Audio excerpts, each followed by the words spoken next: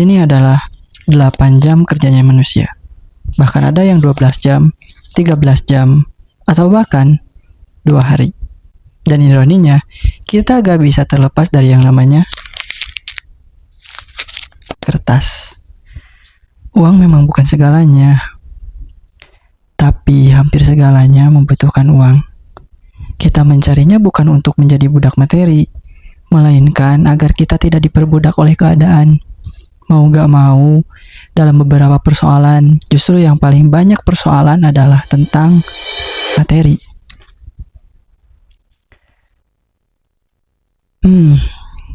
Karena materi, kita rela gak kebagian libur. Karena materi, kita berani mengambil waktu lembur. Banyak yang putus pendidikan karena uang, banyak yang bermain judi karena uang, banyak yang stres karena uang, banyak yang gagal menikah karena uang. Kamu sehat butuh uang, kamu sakit butuh uang, kamu kemana-mana bawa uang. Secari kertas ini, yang punya nilai ini, tanpa kita sadari, mulai mengendalikan diri kita sendiri. Sejarahnya, uang ini diciptakan untuk mengatasi hambatan dalam sistem barter atau tukar-menukar barang yang sering sekali sangat membuat orang pada zaman itu merasa kesulitan karena tidak adanya kesamaan keinginan pada waktu yang sama. Sebelum ada uang, orang menukar barang dengan barang, misal menukar barang seperti beras dengan ikan. Namun, sistem itu sulit karena kamu harus menemukan orang yang memiliki apa yang kamu butuhkan dan menginginkan apa yang kamu miliki secara bersamaan. Nah, pada tahun 600 sebelum Masehi, bangsa Lydia atau yang kita kenal sekarang adalah Turki, mulai mencetak koin dari logam mulia. Emas dan perak dipilih karena memiliki daya tahan yang cukup lama, langka, dan nilainya diakui secara global. Tapi, karena membawa emas dalam jumlah besar sangat amat berat dan beresiko dirampok, orang mulai menitipkan emas dan perak ke lembaga atau cikal bakalnya bank dan menerima surat bukti kepemilikan. Surat itulah yang kemudian berevolusi menjadi uang kertas yang kita kenal sekarang. Nah, dulu uang ini menjadi opsi untuk kelancaran keberlangsungan manusia sebagai makhluk sosial.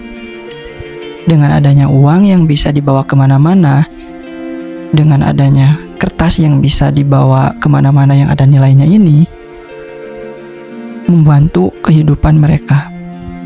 Namun, mengapa banyaknya ketidakseimbangan di kehidupan sekarang adalah justru banyak bersumber dari uang yang padahal dulunya untuk membantu manusia.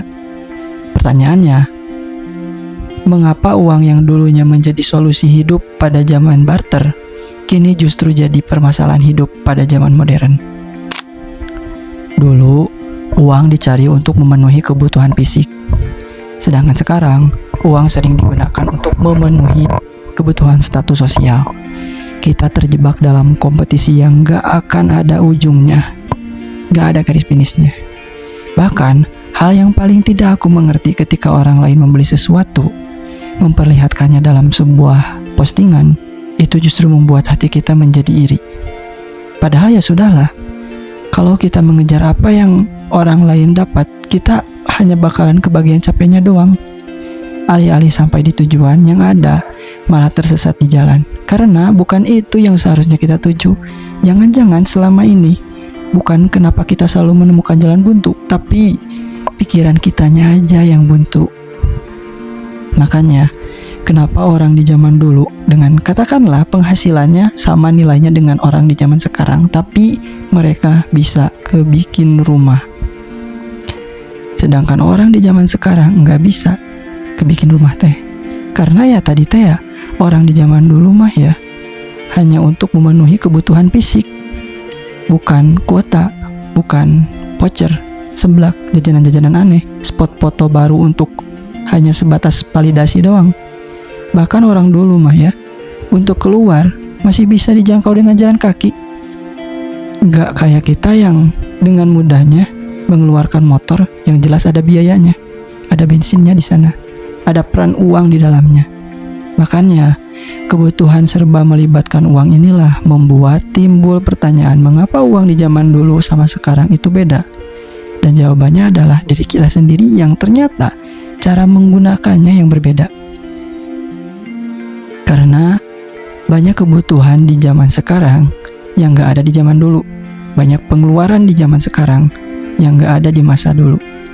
Dan gaya hidup yang melahirkan pola pikir itulah yang bikin nilainya jadi berbeda.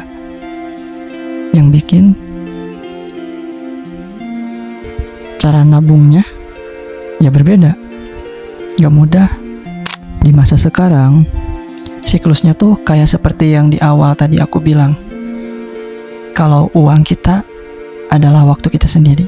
Ketika kita mengeluarkan uang, berarti kita sedang mengeluarkan sebagian waktu yang telah kita tukar menjadi uang itu. Dan bahkan, karena terlalu banyaknya atau bahkan terlalu susahnya, sebagian banyaknya orang pusing karena waktunya ditukar dengan pekerjaan yang menjadikannya uang itu. Tidak sempat punya waktu untuk menikmati uangnya itu sendiri.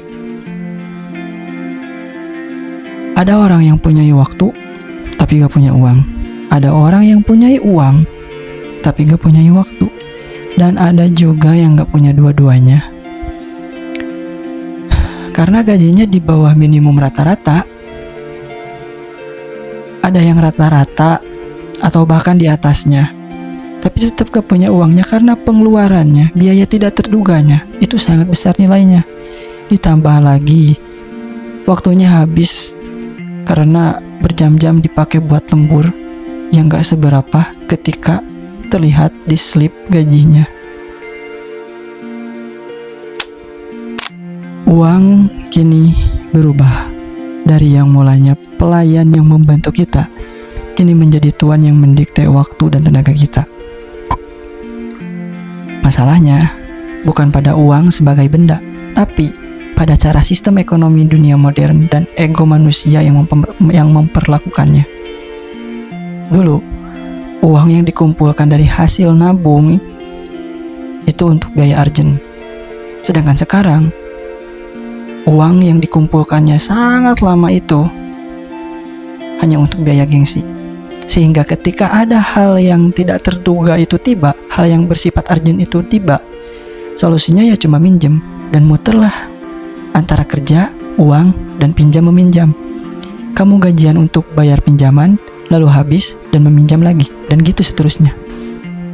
Bahkan, kamu pernah ngerasa gak sih, setiap ada uang, atau katakanlah pas lagi gajian, selalu kepikiran sama hal, ini tuh seharusnya gak usah dibeli deh. Kayak ada aja gitu pengeluaran yang secara cuma-cuma, yang dikeluarkan tanpa ada di dalam rencana. Gak ada di catatan tracking expense-nya kamu gitu. Kok bisa sih beli ini? Sedangkan biayanya itu, belinya itu hasil dari keringatnya kita kan? Hasil dari capeknya kamu mikir, capeknya kamu kerja, ngeluarin keringat, dan kamu ngerasa kok bisa semua ini berakhir cuma-cuma. Karena gak bisa tahu, dengan mudahnya kamu ngomong, gak apa-apalah sesekali. Ya udahlah, gak apa-apa, udah terlanjur. Karena kalau terlalu sering, ya lumayan juga kan nilainya. Tapi ya udahlah. Kedepannya semoga dengan pemikirannya kita yang sekarang, kita bisa jadi lebih bijak dalam memanage uang. Dan gak ada yang salah kok ketika kamu membeli makanan yang kamu mau, selagi makanan itu kamu bener-bener dimakan, gak tersisa, apalagi dibuang. Dan gak ada yang salahnya ketika kamu membeli barang yang kamu mau, kecuali tidak kamu gunakan. Tidak berarti harus berfungsi, tapi minimal tidak mubazir. Karena semua itu adalah demi menghargai waktu dan keringatmu sendiri. Terima kasih sudah mendengarkan, sudah mendukung channelnya Ripa Syakir. Sampai berjumpa di video berikutnya. See you next video.